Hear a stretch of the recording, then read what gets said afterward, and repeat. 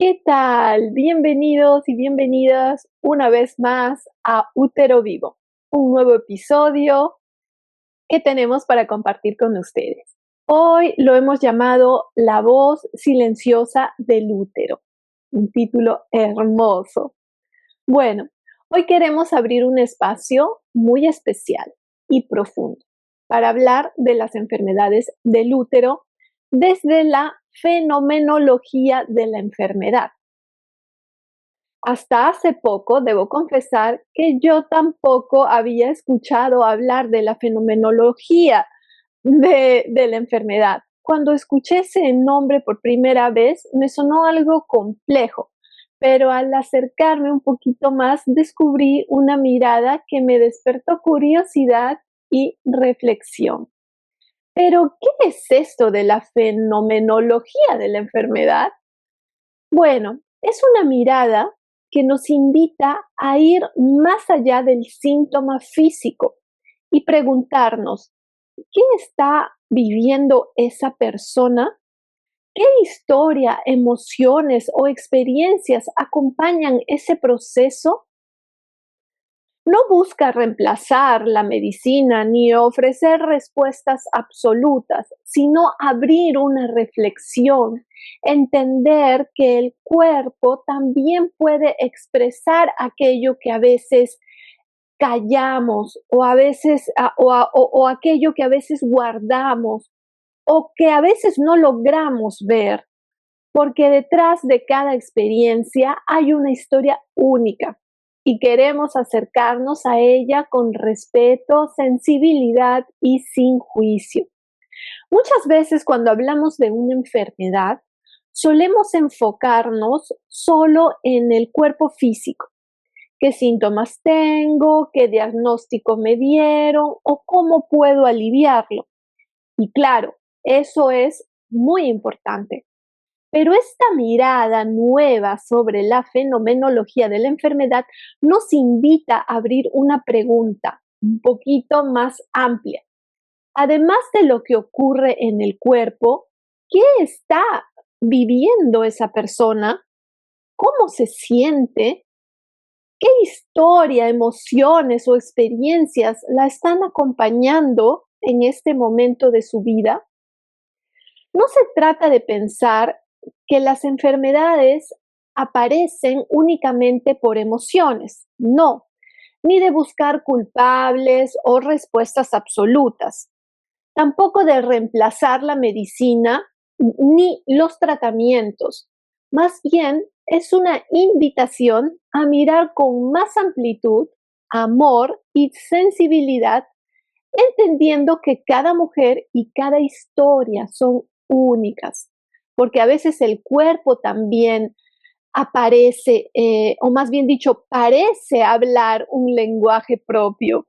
Por ejemplo, muchas de nosotras hemos vivido momentos donde una emoción termina expresándose físicamente, cuando estamos muy nerviosas y sentimos, por ejemplo, un nudo en el estómago, como se suele decir, ¿no? O cuando la preocupación nos genera tensión, que se tensionan los hombros, por ejemplo, el cuello, cuando una tristeza profunda nos quita energía y nos sentimos cansadas, o el estrés termina reflejándose en el cuerpo. Y quizás nos hace preguntarnos, ¿puede existir una relación entre lo que vivimos emocionalmente y cómo se expresa nuestro cuerpo?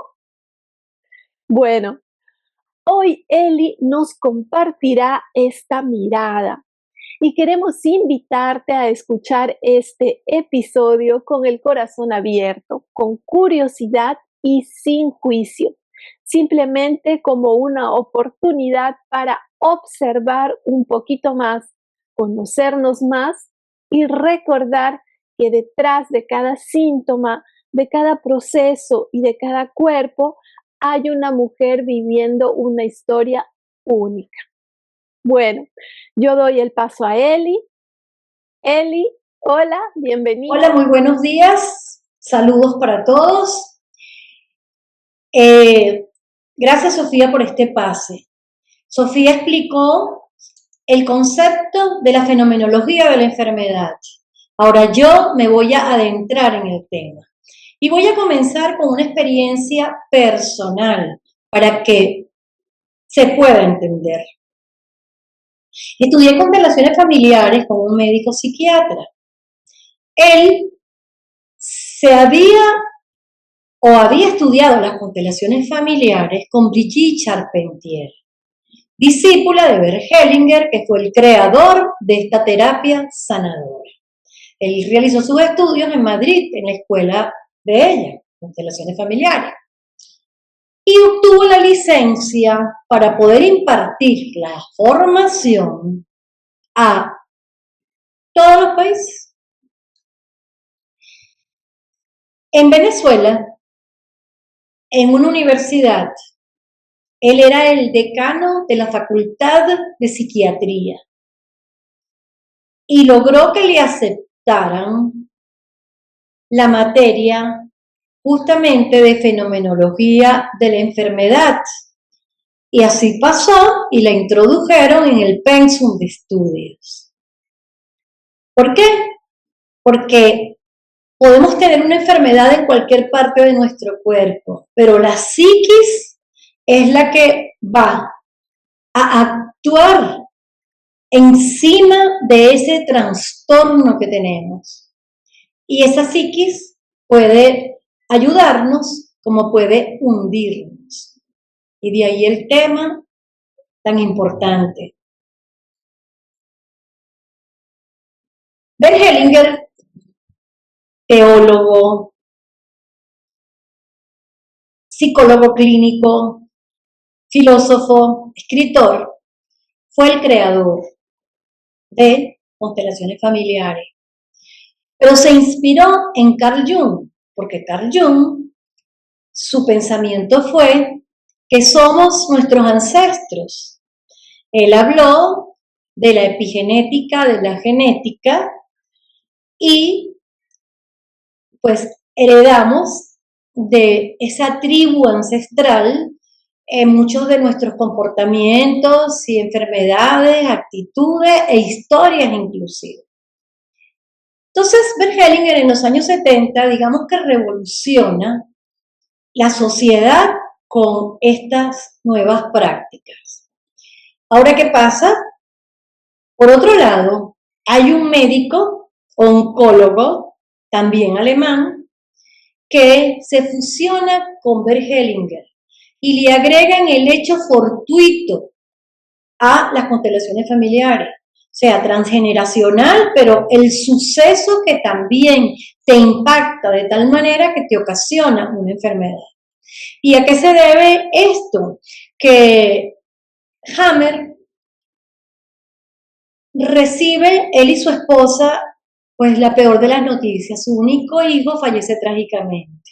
La mujer desarrolla un cáncer de mama, conjuntamente con él que desarrolla un cáncer de próstata. Él se empieza a dar cuenta de que su cáncer proviene del inmenso dolor.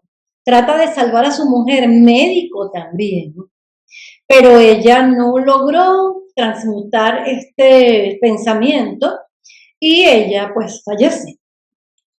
Pero él se sana y en su carrera médica comienza a tratar a los pacientes de manera de las constelaciones familiares para que entiendan qué les ha ocasionado o descubran qué ha ocasionado esa enfermedad. ¿Qué sucede? Que todas las mentes no son iguales y hubo unas muertes importantes. Y él va preso y le quitan su licencia médica. Fue diabolizado, pero ahora, en la actualidad, se le considera como el que ha desarrollado la nueva medicina moderna.